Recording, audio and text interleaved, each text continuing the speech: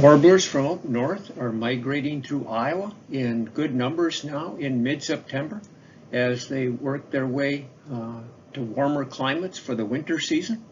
This little Tennessee warbler nested in coniferous forests up in Canada, where it specializes in catching small caterpillars to feed its young. Its wintering grounds are Central and South America, where it likes shade-grown coffee plantations or sometimes even fruit orchards, because besides eating caterpillars, sometimes these Tennessee warblers will also eat small fruits and even drink flower nectar.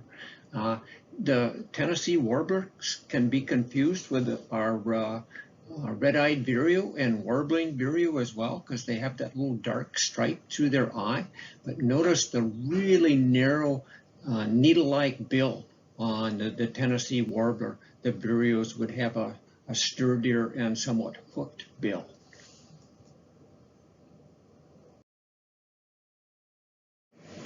If you crack open an acorn now in September, you're likely to see one of these little white grubs, kind of looks like a maggot, crawling out of that acorn. You can see here where it's been eating on the acorn nut meat, so there's not much left inside. This larva later on, before it gets really cold, will chew a hole through the acorn, crawl out, and bury itself down in the ground. There it will pupate over the winter, and then next summer, usually in early July, a weevil will come out.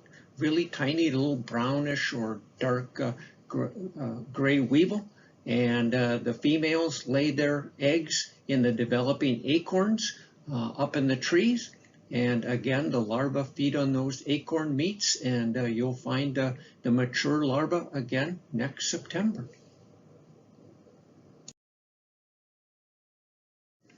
This remarkable mushroom is called the leafy brain fungus. It was about the size of a soccer ball and growing on the side of a dead red oak tree here.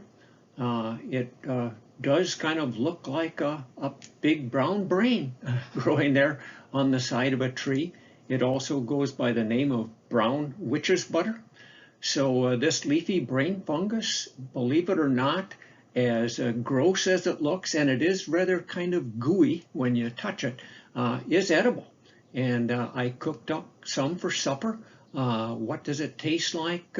Not much different than noodles if you add it into soups or something like that. So it doesn't have much taste by itself, but kind of takes on the flavor of the sauce that it's cooked in. So be on the lookout for leafy brain fungus if you're out in the woods this fall.